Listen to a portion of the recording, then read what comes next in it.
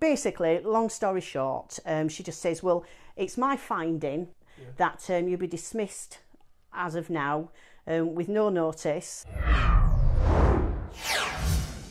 Do we have freedom of association in the UK? That's the freedom to join any political group you want without facing retribution, such as getting fired from your job. It's actually in the law book, but we still don't have it, right? I met with a local lady, local to this beautiful city. Her name was Bev. She joined For Britain. For Britain was a political party set up by Anne-Marie Waters once she left UKIP. Here's what interested Bev in joining For Britain. Everything that she was saying were things that were true, you know, get out of Brexit, stop immigration, stop the country being taken over or partitioned into Sharia law or not Sharia law, whichever you want to pronounce it. So it was those type of things, but also because it wasn't only Brexit and immigration. Also, she was talking about the NHS, and that's a really big thing of mine that I believe it needs to be totally reorganised from top to bottom. So there were many things in there that it wasn't some of them, it was every single thing that she spoke about was something that I really do believe in, and that was why I thought she's going on her own. Yes, you know, I want to be involved. Bev was up front with her managing director about her involvement with this party. She also made it clear that it would not involve her work. It's outside of work, it's in her own free time. It's her right to do this. But then she was called into a meeting by her boss about some of her Facebook posts. He says we need to look at a way to find a resolution to this issue, because I find that it's in conflict with our business that you are supporting, and he said Britain First in the letter. So I thought, well, you got the wrong blooming party anyway for a start off. And then he had these screenshots and they were just pathetic. Like what? One of them, and you're not going to laugh at this, was one from your Facebook, and you know the fireman, the video of the fireman making the poppy out of the hoses? Oh yeah. That was one of them. Beautiful video. Beautiful, absolutely. Well, he shared it because you've shared something from me. Yeah. That's what the problem is. Yeah. So the other one... So that video, just so people know, we'll put it in here, that video is actually where the fireman, it makes a poppy out of the fire hose. Yeah. Beautiful. It's it was Remembrance Day. And that's why I posted it, because I thought that is an absolutely lovely video. And I never even noticed, I didn't even look, because you know your feed, you just get that much in, don't you? And I didn't even realise that it was from you, if I'm being honest. The other one was York Minster. It was doing the rounds with the concrete blocks outside. Yep. Yeah, that was another one. And there was the invite to Anne-Marie's, the meeting, the fundraiser at Pontefract. And the other one was halal meat. You know, the thing's been going around for about 5 years, hasn't it? And I share it every now and again. You know, well, you're allowed to be against halal meat. Exactly. Whoever you work for. Exactly. In fact, the House of Commons make a big, massive deal because they found out that halal meat was being served into the politicians. So those were the screenshots. And he mentioned in this letter, invitation letter, that I must be aware, I should be aware, I must know that we have some contracts with, they did do a couple of mosques. Sort of metalwork design, you know, structural stuff, which is great, you know. I didn't let that upset me because I was working there, you know, nothing to do with this. It's part of my work. The fact that they're working for mosques, I just had to, you know, it was business, nothing to do with anything. And he says, you also have Muslim colleagues. Well, really, I wouldn't have known, really, that I had 2 Muslim colleagues if they didn't go off to mosque every Friday afternoon. Otherwise, how would I have known what their religion was? And what does it matter what their religion is? Exactly. And I got on really well with them, you know. And so you've worked with 2 Muslims for 12 months and there's not been one word? No, there's not been a word. She was lured into a meeting. She had no idea she was getting the sack. And then she was fired for things she said on her private Facebook. They even said it had nothing at all to do with her performance. All she'd done is join the wrong political party. So they took me up to the meeting room. Oh, and in the letter it told me that they'd hired an HR company to come in and do the meeting, okay?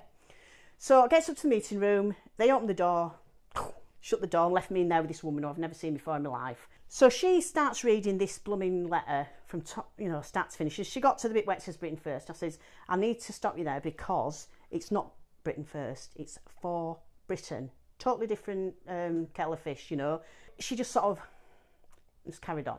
Because that doesn't matter. It don't matter. Then she shows me my Facebook cover. Now my Facebook is tied down. All you can see is my cover and my photo. And I had the thing of Westminster and a For Britain trident, and on the cover and on my picture, my head and shoulders picture, yeah? So she brings a screenshot of this and she goes, "Can you identify this person?" And I went, "It's me." So she goes, "For the tape." And I went, "Oh, for goodness sake." She started on then asking me how did I think that I could continue working at this company when they had Muslim clients and people who were of the Muslim faith. So I just said, well, why should it make a difference? I'm a professional person, you know, I've been in the forces, you know, I know how to conduct myself in a business environment. Why? You've been in the forces? Yes, I was in the RAF for 7 years, yeah. Okay. Mm-hmm. Basically, long story short, she just says, well, it's my finding, because apparently she was there to put her decision, that you'll be dismissed as of now with no notice. And so you were sacked there and then for simply being a member of a political party. That's it. Yeah, that's what it comes down to. Yeah, because it was in a conflict of interest for the business for me to work there. I was absolutely gutted. Going through my head was, oh my God, no income now, you know. And I thought, it was payday the next day, and I thought, that's it. That salary that goes in tomorrow, that's it. I've no more money coming in. I've now got to go look for a job, you know, virtually a month before Christmas at my age, because I'm 60 next year.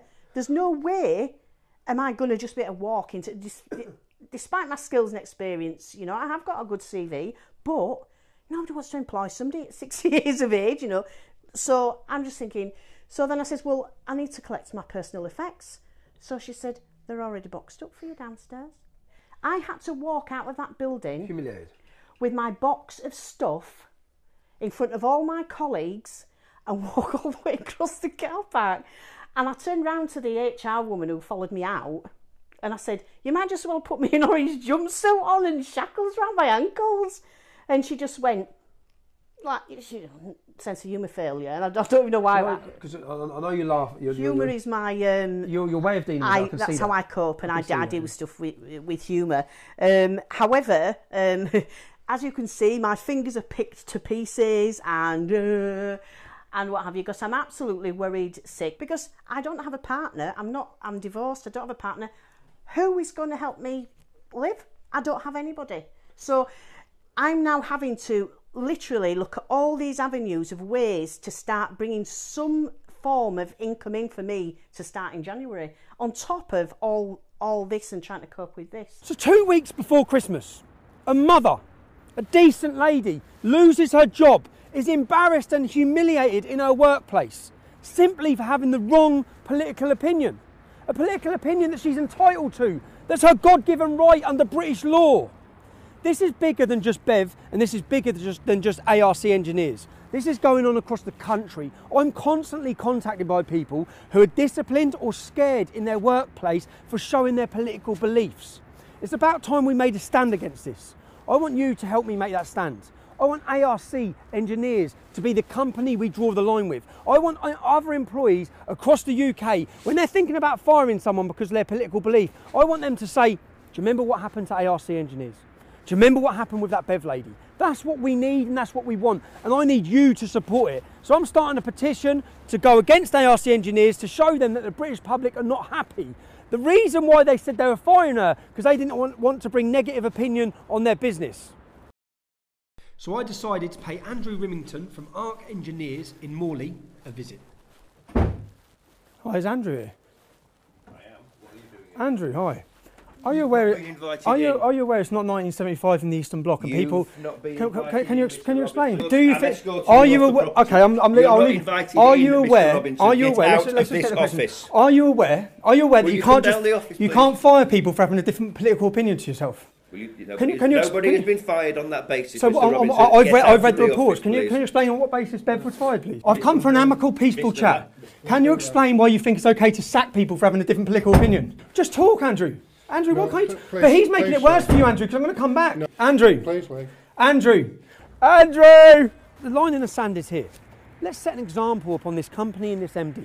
Let's make the whole country realise that you can't just fire innocent, hard-working people because they have a different political opinion in their free time. This is Britain. This is not the Eastern Bloc 1975. We have rights, we have freedoms. So please sign the petition. Get behind this. www.supportbev.uk. Thank you very much.